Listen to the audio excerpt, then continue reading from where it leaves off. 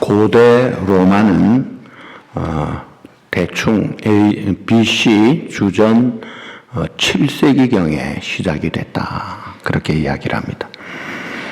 그리고 도시국가로 왕정체제로 그러다가 BC 272년에 동맹체제로 수립이 되면서 좀 넓어졌어요. 그러나 그 당시에 로마 시대에 내전과 이 시민전쟁이 많았습니다. 그때 이제 줄리어스 시저, 우리는 시저라고 하죠. 본래 발음은 카이자르입니다. 카이자르. 이 시저가 천하를 통일하고 통치를 합니다. 그래서 로마가 굉장히 커지고 하나가 됐어요. 그러나 BC 44년에 브루투스와 다른 사람이 암살을 합니다. 그러나 암살자들이 나라를 차지하지 못하고 이 시저의 조카 옥타비아누스와 마크 안토니가 로마를 통치하게 됩니다. 그런데 이 마크 안토니가 이집트의 클레오파트라와 합작해서 옥타비아누스와 전쟁을 그리스 앞바다에서 치릅니다. 그것이 악티움 해전이에요.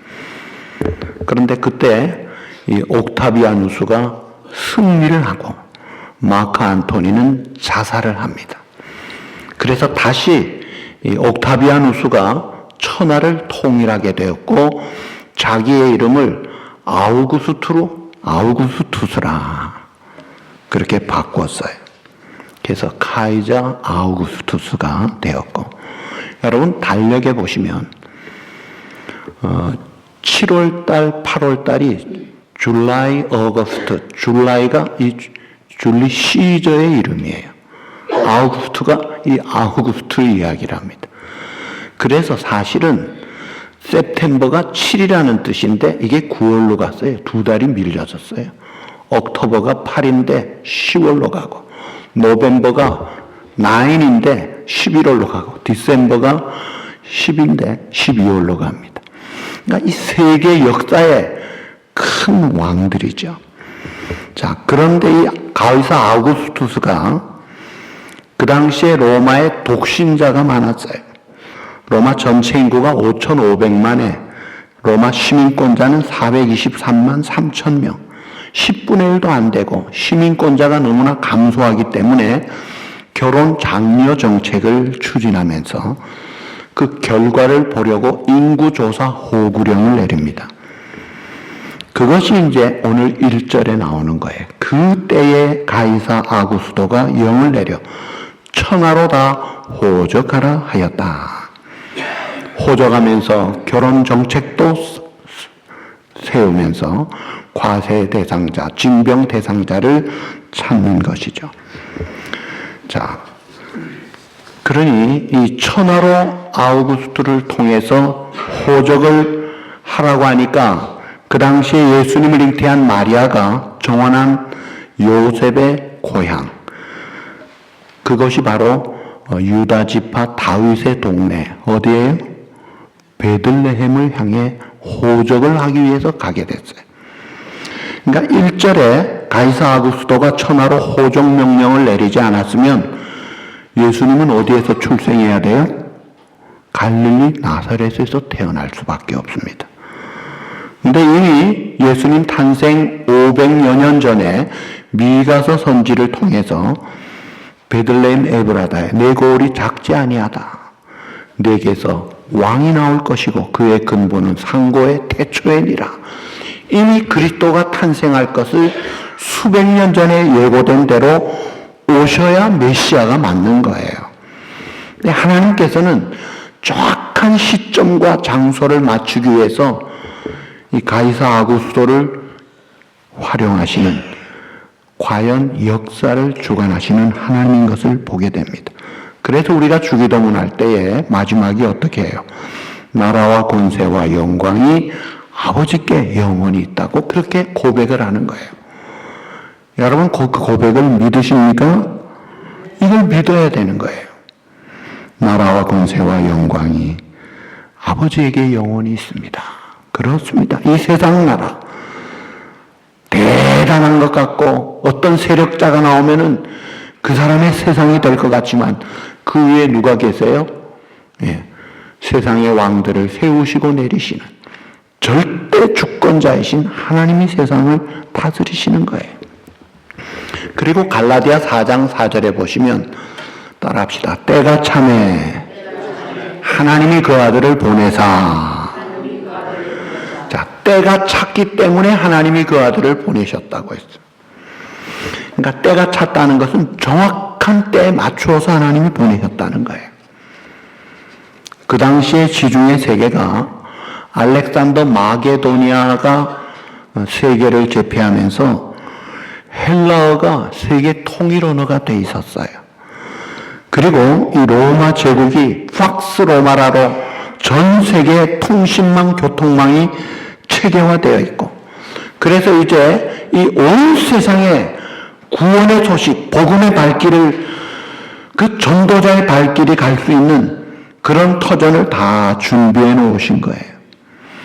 그러니까 이 세상에 복음이 떨어져서 증거될 카펫을 딱 준비해 놓으시고 새로운 신앙이 태동하기에 가장 정확한 때에, 그 시점에 영적으로 가장 적합한 성숙한 때에 하나님의 아들을 보내셨다는 거예요. 그런데 그 당시에 이스라엘 그 유대인의 입장에서는 그 유대인의 왕은 누구였죠? 헤롯 왕이었죠. 그 사람이 어떤 사람이에요? 마태복음 2장에 보면 동방 박사들이 예수님을 찾아왔을 때 왕이 태어난 것을 알고 찾아왔다고 하니까 놀래가지고 그 어디냐 물어봤더니 대제사장과 서기관이 오늘 새벽 기도회 때 우리가 한 내용이죠. 베들레헴이라고 딱 쪽집게 같이 가르쳐 줍니다. 그래서 동방 박사들이 그 베들레헴에 가서 별을 보고 기뻐하고 아기 예수님께 경배하고, 그때 헤롯 왕이 뭐라고 하느냐 하면 동방 박사들에게 잘 조사해가지고 나한테도 알려주면 나도 가서 경배하겠다, 그렇게 말을 하죠.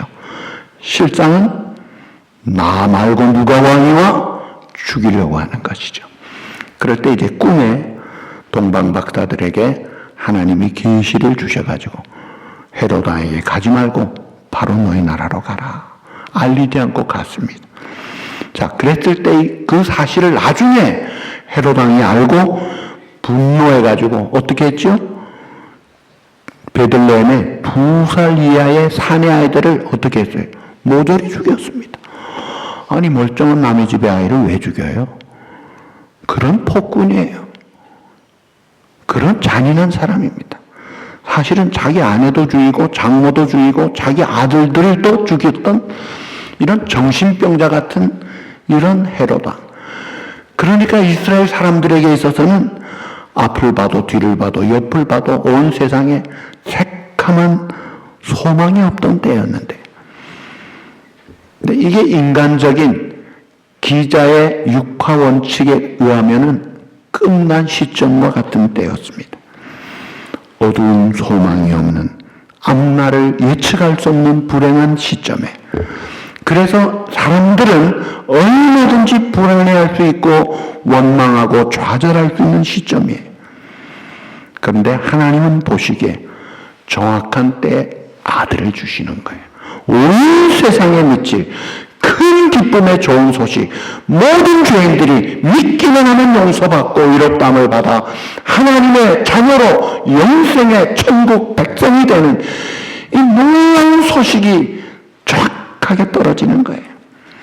그러니까 어두우면 어두울수록 별은 더 빛나고 빛은 더 찬란한 것입니다. 자녀가 아프면 아플수록 부모의 사랑의 손길은 더 가까이 있는 것이에요. 이 유대인들에게 가장 불행한 때가 사실은 하나님 보시기엔 가장 알맞은, 가장 성숙한 때였다는 거예요. 정확한 때에 요셉은 정원한 마리아와 함께 호적하기 위해서 갈릴리 나사렛에서 고향 베들레헴을 찾아갑니다. 성령으로 잉태된 아기를 만삭된 이 마리아는 베들레헴에 가서 여관방에 있을 곳이 없어서 짐승 우리간에서 아기를 낳고 어디에 누워있다? 말구유, 말밥통에 누워있다. 여러분, 천지개벽 이후로 하나님이 사람이 되신 사건이에요. 근데 그 하나님이 어디에 있어요? 마구간에 있습니다. 말밥통에 있습니다. 그 흔한 주막조차 있을 곳이 없었어요. 그래서 우리가 아까 예배 전에 부른 첫 찬송, 그 어린 주 예수 누울 자리 없어 그 귀하신 몸이 구유에 있네. 이것이 현장의 팩트예요. 자, 지금 온 세계는 크리스마스 분위기의 오늘 마지막 날 D-Day예요. 근데 여러분 이상하지 않아요? 어저께까지 막 캐롤이 울리고 난리 법석하던 크리스마스 날 아침은 조용합니다. 지구의 절반인 이 남반부에는 북쪽에서는 흰눈 사이로 썰고 이런 노래를 부르지만 남반부에서는 수상 스키를 타고 수영복을 입고 해변에서 즐기는 그런 크리스마스를 모든 공동체마다 모임마다 크리스마스를 그냥 보내지 않으려고 각종 행사를 하죠. 크리스마스에 징글벨 소리가 울리고 루돌프 사슴코 화이트 크리스마스를 노래합니다. 흰눈, 썰매, 사슴, 산타, 연인, 은종, 거리, 나무, 장식, 파티, 음악이 주종을 이루는 크리스마스. 그런데 희한한 것은 주인공이 바꿔치기 된 거예요. 주인공이 예수님이 없는 거예요. 거기에 산타가 있든지 내가 있든지 연인이 있든지. 과연 이 크리스마스, 이 날에 주님이 우리 가운데 계신가? 크리스토스의 크리스와 메스의 마스, 이게 그리스도를 경배하는 날이라 하는 뜻이에요. 그래서 여러분 오늘 잘 오신 거예요. 크리스마스는 그리스도께 예배하는 날입니다. 그리고 성경에 나타난 크리스마스는 그리스도께 예배한 것 외에는 다른 메시지가 없어요. 예배한 것밖에 없어요. 동방 박사들 와서 경배하고 돌아간 것밖에 없어요. 목자들이 천사의 음성을 듣고 달려가서 경배한 것밖에 없어요. 이것이 첫 번째 The First Christmas예요. 예배 중심의 크리스마스가 성경에 기록된 크리스마스 메시지의 전부입니다. 제가 크리스마스 때마다 한 번씩 이야기를 했죠. 어느 선교사가 아마존 지역에서 이 파일로트 선교사가 선교를 감당하기 위해 크리스마스 3일 전에 갔어요. 그 선교사 버니 메이라는 선교사예요. 아마존에 선교사들에게 생필품과 의약품을 싣고 도착해서 그 어려운 오지에 나눠주고, 이제 3일 후면은 크리스마스라서 그리운 가정에 돌아가 기다리는 가족과 함께 즐거운 시간을 꿈을 꿨는데, 선교지에 도착한 다음에 폭우로 며칠 동안 비행기가 도무지 뜨지를 못해서 성탄절을 정글 속에서 외롭게 지내게 됐어요. 이 버니 선교사가 너무나 안타깝고 너무나 원통해가지고 자기 자녀를 생각하니까 가슴이 아픈 거예요. 답답해서 견딜 수가 없어서 하나님 앞에 부르짖습니다. 오 하나님, 나는 괴롭습니다. 정말 힘이 듭니다. 저는 지금 너무나 엉뚱한 곳에 있습니다. 그렇죠. 크리스마스 날 가족과 함께 있을 걸 예상했는데 혼자 있다 이거예요. 저도요, 인도네시아 신땅 지역에 이 안중안으로 가야 되는 비행기, 경비행기가 끝다방에서 가다가 폭우를 만나고 먹구름 속에, 이게 눈으로 보고 랜딩을 해야 되는데 그 감당을 못 하더라고. 그래가지고 풀밭에 그냥 불시착을 했어요. 비가 많이 오는 그 밤 한번 지내봤거든요. 이야, 이제 이 버니 선교사가 그런 지경에 이르렀어요. 그렇게 원통해하고 아프다고 할 때 하나님께서 이런 음성을 들려주시더래요. 뻔히야 내가 너를 이해한다. 그러나 한번 잘 생각해 보려무나. 그 옛날 첫 번 크리스마스 날에 독생자 예수는 아버지 집을 떠나서 엉뚱한 곳에서 태어났단다. 그곳은 베들레헴 어느 마구간이었지. 내 사랑하는 독자, 예수는 첫 번째 크리스마스에 너희들과 함께하기 위해서 아버지를 떠난 날이란다. 참된 성탄은 집으로 돌아오는 것보다 집을 떠나는 것이야. 크리스마스는 하나님이 하나님 되심을 포기한 날이에요. 조물주 하나님이 피조물 된 날입니다. 여러분, 우리가 미국에 왜 왔어요? 잘 살려고 왔어요. 옛날에 온 사람들은 한국과 미국 차이가 엄청 나가지고 옛날에는요, 한국에서 미국 오면 야, 김치 깍두기 잊어먹어라. 젓가락 꿈도 꾸지 마라. 한국말 하지 마라. 미국에 빨리 적응한 것이 최선이라고 생각했어요. 얼마나 못 살았습니까? 잘 살려고 미국 갔어요. 또 미국에서도 제일 잘 사는 동네가 이 동네입니다. 그러니까 사람이 잘 되고 잘 살고 편해지는 곳을 좋아해서 글로 몰리잖아요. 그런데 잘 살다가 못 살면 힘들어해요. 고통을 겪어요. 누구나 다 잘 되기를 바라지 못 되기를 바라고 낮아지기를 원치 않잖아요. 그런데 오늘 크리스마스는 낮아지는 결단을 하고 오신 날이다 이거예요. 그래서 오늘 우리가 크리스마스를 맞으면서 우리도 주님의 마음을 품는다면 우리도 남보다 낮아질 줄 알아야 돼요. 남을 높여줄 줄 알고 나보다 남을 돌아볼 줄 아는 결단을 할 수 있어야 돼요. 조물주 하나님이 이 땅에 오신 첫 번째 장소가 냄새나는 심승마구간이라. 여러분, 거지도 그런 데서 태어나지는 않습니다. 그 낮아지신 주님이 오늘 누구를 찾아가겠느냐, 어떤 마음이 있겠느냐 이거예요. 오늘 우리의 마음이 마구간처럼 낮아질 때 예수님을 마음에 품을 수가 있지 않겠느냐 이거예요. 천사가 나타나서 빛을 비추니까 목자들이 파르르 떱니다. 자, 그럴 때 그 목자에게 10절 11절에 한 말씀이 뭐예요? 무서워하지 말라. 보라, 내가 온 백성에게 미칠 큰 기쁨의 좋은 소식을 너에게 전하노라. 오늘 다윗의 동네에 너희를 위하여 구주가 나셨으니 곧 그리스도 주시니라.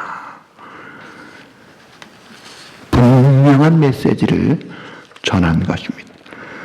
그래서 사실은 이 지구 역사에 죽음으로 향하던 역사에 생명줄, 숨통을 트여주고 소망의 빛을 주고 영생의 길을 인도하는 이 실체 되시는, 본체 되시는 그리스도가 이 땅에 오신 것이기 때문에 기뻐하고 즐거워하고 찬송하고 감격하고 즐거워하는 것입니다. 자, 천사들이 왜 큰 기쁨의 좋은 소식이라고 했을까요? 예, 태어나신 분이 우리의 죄값을 담당하신 구주가 되시기 때문이라는 거예요. 세상의 모든 사람들은 다 죄를 지은 죄인으로 태어납니다. 죄의 오염과 죄 책임을 가지고 죄성을 가지고 태어나서 그저 자기밖에 모르는 셀피시한 인생으로 욕심의 종로로 타는 죄의 종으로 태어납니다. 그래서 아예 운명이 죽음과 멸망, 첫 번째 육체 죽음만이 아니라 하나님과의 단절된 영적인 죽음, 그리고 영원한 형벌의 죽음에, 이 삼중 죽음의 짐을 지고 태어나는 거예요. 그래서 인생이 태어나는 순간 이 북망산, 이 죽음의 길을 향해 한 걸음 한 걸음 나아가는 인생들이에요. 죄값은 사망이라고 했잖아요. 반드시 죽는 것이죠. 그래서 우리가 죗값으로 죽는 거예요. 그런데 예수님 요한복음 11장에 나는 부활이요 생명이니 나를 믿는 자는 죗값으로 육체는 죽어도 믿는 자는 산다는 거예요. 그것은 영생에 이른다는 거예요. 그래서 무릇 살아서 나를 믿는 자는 영원히 죽지 않으리니 이것을 내가 믿느냐? 이 생명의 소식을 우리에게 주신 거예요. 여러분, 이 세상에 살면서 물질도 건강도 자식도 다 중요하지만 생명이 없으면 아무것도 필요가 없잖아요. 생명보다 소중한 게 어디 있어요? 근데 육체의 생명은 어차피 가는 거예요. 근데 영원한 생명을 주셨다는 거예요. 그래서 죽음도 감당할 수 없는 죽음이 내 영원한 천상의 영생복락의 시작점으로 출발점으로 승화시키고 변화시킨 이 구주가 이 땅에 오셨다는 거예요. 하늘에서 오셨다고 다 구주가 되는 게 아닙니다.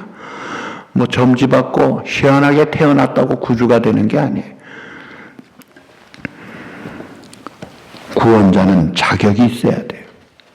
그는 첫째, 기름 부음을 받은, 하나님께로부터 인정된 기름 부음을 받은 그리스도가 돼야 된다 이거예요. 이 땅에 마호멧이, 부처가, 어느 성자가 기름 부음 받은 그리스도인 사람들은 아무도 없잖아요. 제가 말한 그런 사람들 다 자기 죄로 죗값으로 죽는 거예요. 한국 사람 불교 스님 중에 과거 100년 사이에 제일 훌륭하다고 하는 사람이 누군지 아세요? 예, 성철이라는 스님이에요. 불교계에서 아주 알아주는 성철 스님입니다.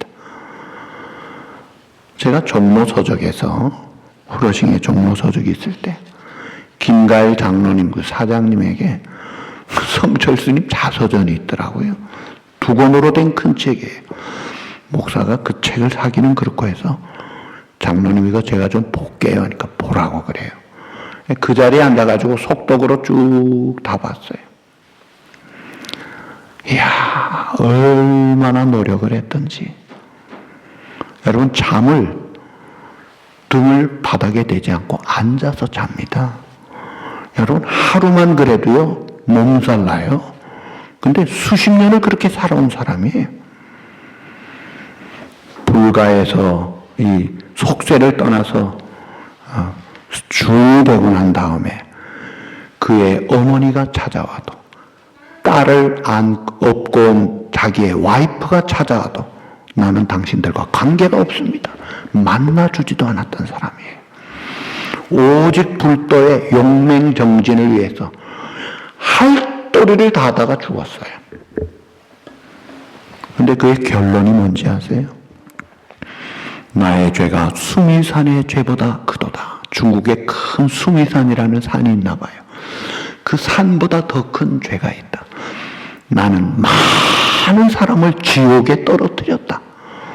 그리고 나는 상지옥에 갈 것이다. 그거 깨달은 거예요. 나는 죄인으로 지옥 간다. 이거 깨달은 게 그 결론입니다. 여러분, 불쌍하지 않아요? 그렇게 지극정성을 들였는데 죄인이라는 거 깨닫고 지옥 가는 거예요. 그거 깨달은 것만 해도 그게 보통 도가 아니란다. 여러분은 뭐예요? 하루도 그렇게 도를 닦으려고 용맹정진 하지도 않았는데 오늘 강장로님 기도대로 값없이 공짜로 은혜로 선물로 구원의 영생의 선물을 받은 우리들, 이게 보통 소식이냐 이거예요. 구주가 오셨다 이거예요. 신학을 전공해서 박사학위를 받고 교수라고 하는 사람도 모든 종교는 같은 종교다. 불교나 회교나 무슨 민족 종교든지 끝은 똑같아. 그러므로 외람되게 전도하지 마라. 자유신학자들이 그렇게 주장합니다. 그걸 대화신학이라고 미화시켜서 말해요. 그 사람이 신학교 학장이에요. 한국에. 큰 신학교 학장입니다. 그래서 교단에서 잘랐어요. 또 다른 교수가 예수의 피나 돼지의 피나 뭐가 다르느냐? 누가 예수의 부활을 믿을 수 있느냐? 신학교 교수, H 교수가 이야기했어요. 잘랐어요. 그 학장 B 교수와 두 사람 잘랐더니 신학교 학생들 75% 이상이 우리는 교수 편이다. 교단에 물러가라. 그게 신학교입니다. 그래서 그런지 제가 전에 이야기 드렸지만 군목이 제가 처음 만난 군목이 첫 번째 한 말이 마리아는 음녀였습니다. 요 소리 하고 있더라고요. 참 기가 막힌 일이죠. 성경 안 믿는 거예요.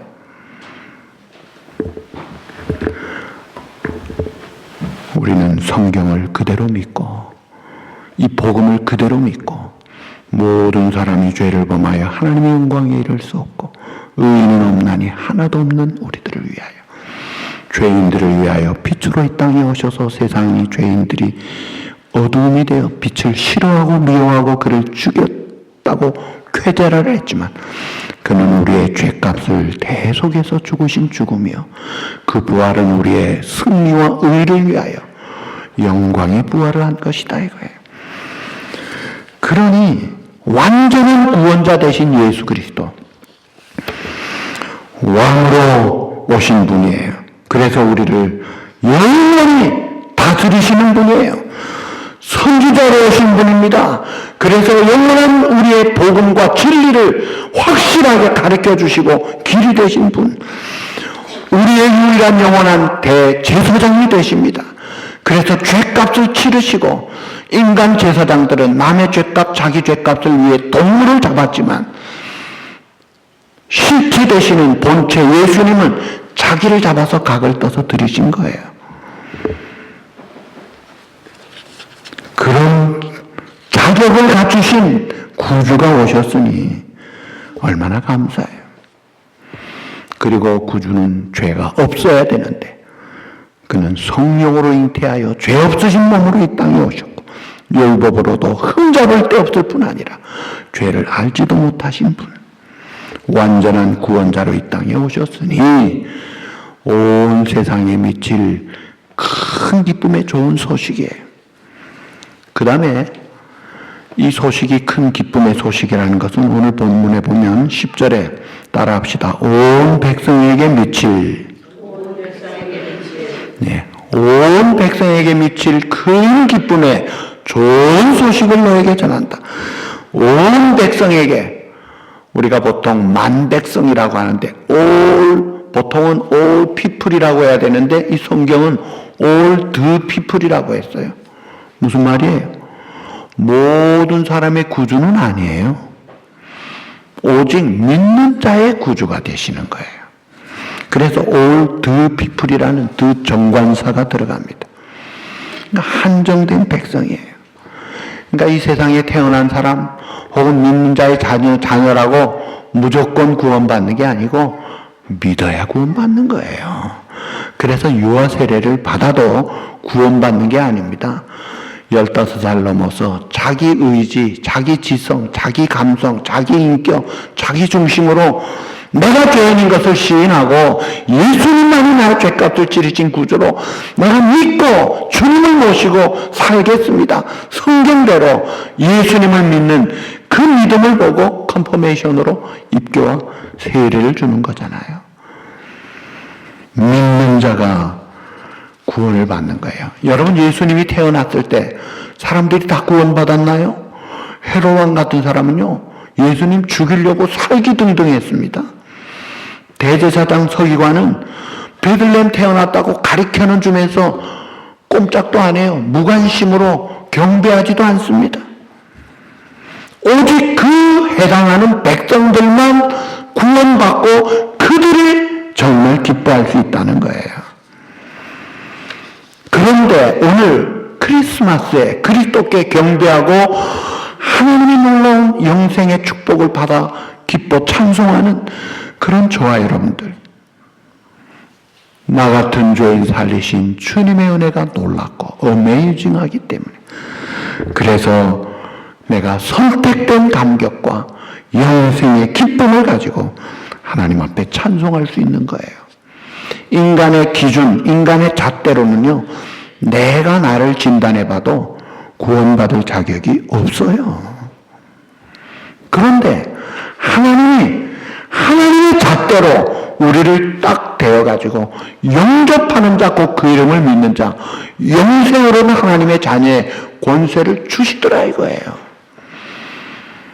하나님이 세상을 이처럼 사랑하사 독생자를 주셨으니 그 세상이 바로 여러분이잖아요. 하나님이 바로 여러분 잡두유 당신을 사랑하사 독생자를 주셨고 그를 믿는 자 멸망치 않고 영생에 이르도록 하나님의 잣대로 너는 통과, 합격, 영생, 내 자녀 끝난 사람이야.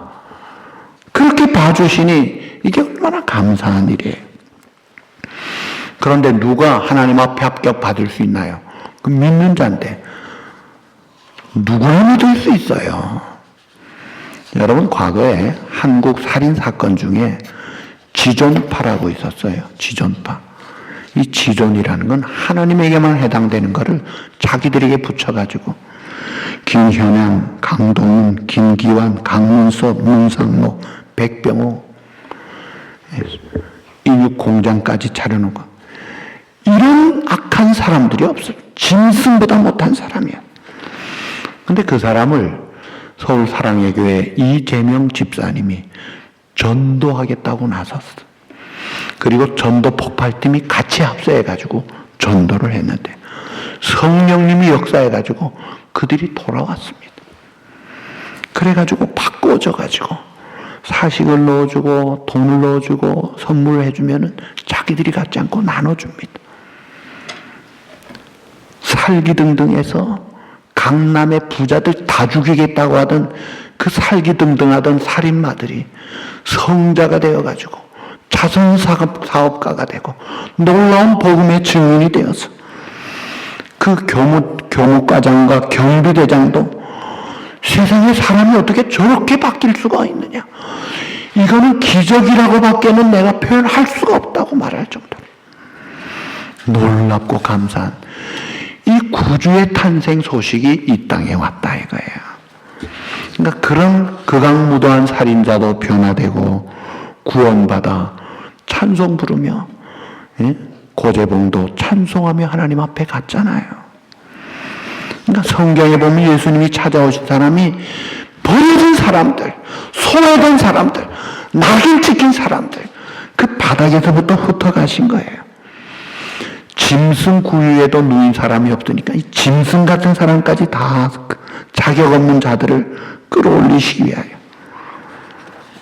그 가운데 우리가 포함이 됐기 때문에 오늘 우리가 구주 탄생을 기뻐하고 즐거워하는 것입니다. 말씀을 맺습니다.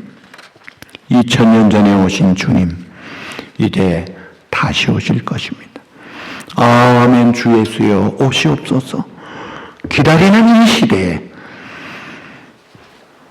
이 땅에 오셔서 모든 눈물과 슬픔을 위로해 주시던 주님, 다시 오실 주님은 이제는 영광의 주님으로 의를 부리려고 이 땅에 천사장의 나팔 소리와 함께 부름받은 성도들과 함께 대단한 영광 중에 오실 것입니다.